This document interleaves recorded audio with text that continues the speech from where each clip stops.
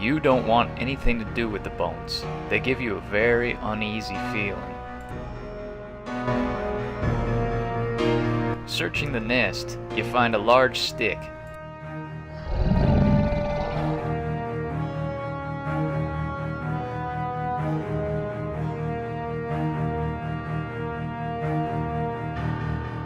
That doesn't seem to work.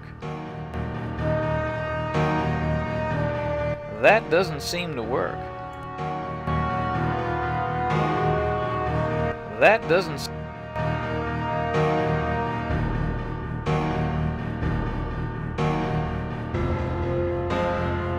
Striking the steel compass and flint arrowhead together creates a spark.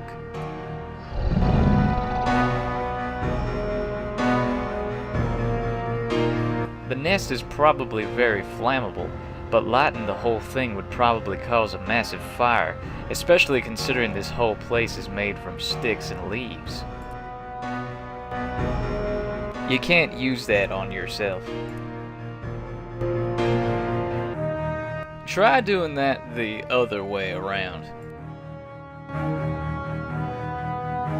You strike the compass and arrowhead and light the stick with the resulting spark.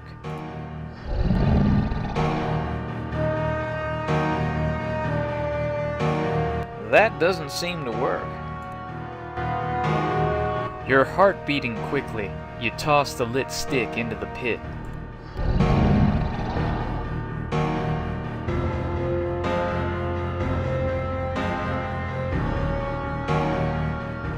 Rick! What's the matter, Ben? You look like you've seen a ghost. I found the Skunk-Ape's lair. Was it inside? Luckily, no. But I looked around and found a big hole in the ground. Inside the hole, I found a whole bunch of packets of cocaine.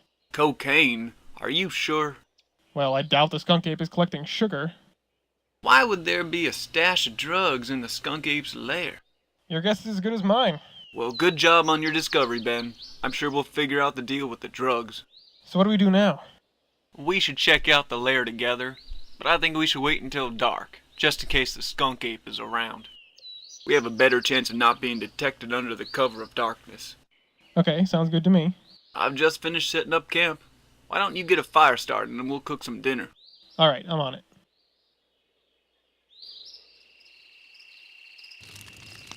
And I realized that a career in international relations wasn't what I wanted, so I decided to become a freelance paranormal investigator.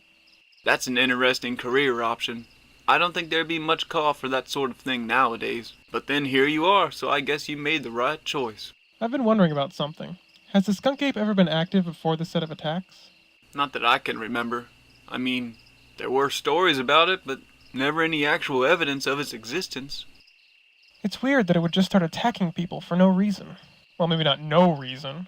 There has to be some explanation for the drugs in the cave. Speaking of which, I think it's about time we headed over there and checked it out. Have you got your rifle handy? Yeah, I've got it right here. You know how to use it, right? Well, no, actually. I've never really fired a gun before. You better let me carry it then, just in case we get into trouble. Okay, here you go. Alright, let's get going. So this is it, huh? This is it. Are you sure it's a good idea to be going in alone? If the Skunk-Ape is in there, I'll just come back out. Okay, I've got you covered.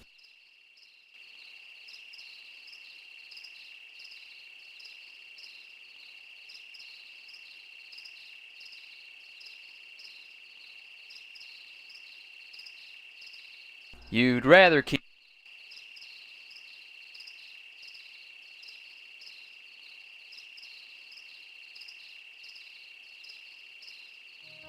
Much to your relief, you see that the Skunk-Ape has not returned to its lair yet.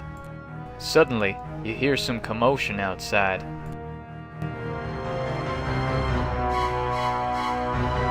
It's not a very good idea to stick your hand into dark and potentially dangerous places, so you don't.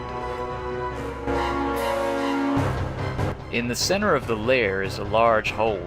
Unfortunately, it's too dark to see how deep it is or if there's anything in it.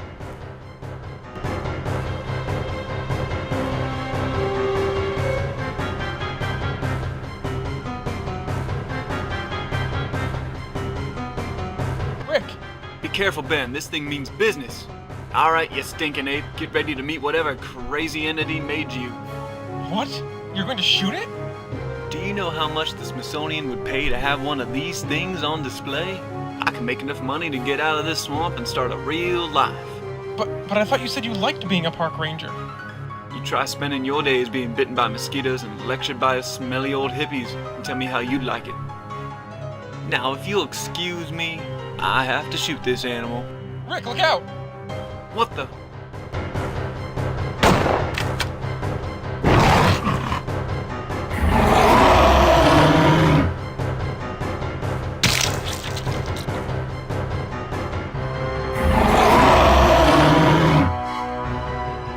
After running for what feels like hours, you finally seem to have lost the Skunk-Ape. Now it's just a question of finding your way out of this forest.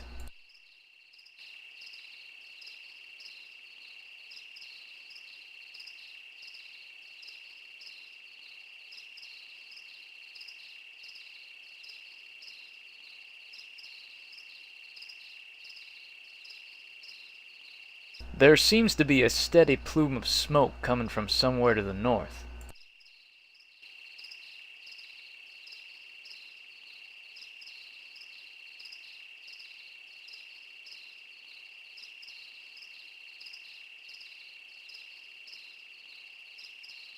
You can't reach the smoke from here.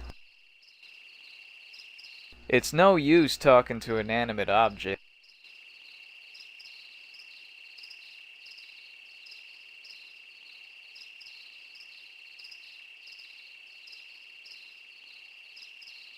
It's a large stone chimney. Seems you've found the source of the smoke.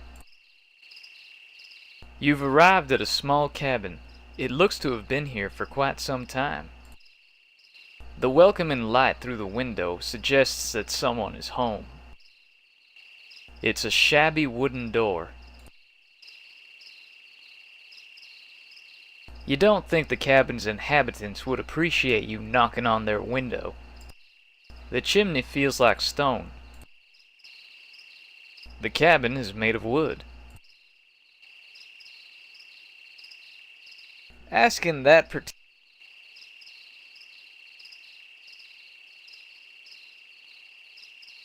you decide to see if anyone is home. Just a minute. Now, who could that be at this time of night? Who is it? My name's Ben Jordan. I'm being chased by a giant monster. Oh yeah, that sounded perfectly reasonable. Crazy kid. Alright, hold on a sec. Come on in. Thanks, sir. I really appreciate you letting me in. Call me Jed. You ain't from around these parts, are you? No, actually, I'm not. So what are you doing out in the woods this late at night? Have you ever heard of the Skunk-Ape? Did you say the Skunk-Ape was chasing you? Yeah, you know about it? Boy, you've been living in the woods as long as I have. You've seen everything. How'd the Skunk-Ape find you anyway? Well, I found him, actually. I was looking for his lair with a ranger from the park. I see. And did you find it? Yeah, we were looking into that when the Skunk-Ape showed up and killed the ranger. You don't say. Well, Ben, I'm gonna go call a friend of mine. He'll be able to help you get out of here and back to safety. Make yourself at home in the meantime. I'll be right back. Jed disappears into the next room. You're left with a somewhat uneasy feeling, particularly because you thought you noticed his attitude change a bit when you mentioned the Skunk-Ape's lair.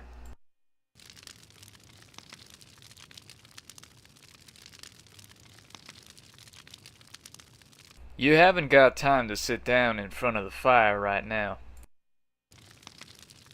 You'd rather not get too close to the fireplace.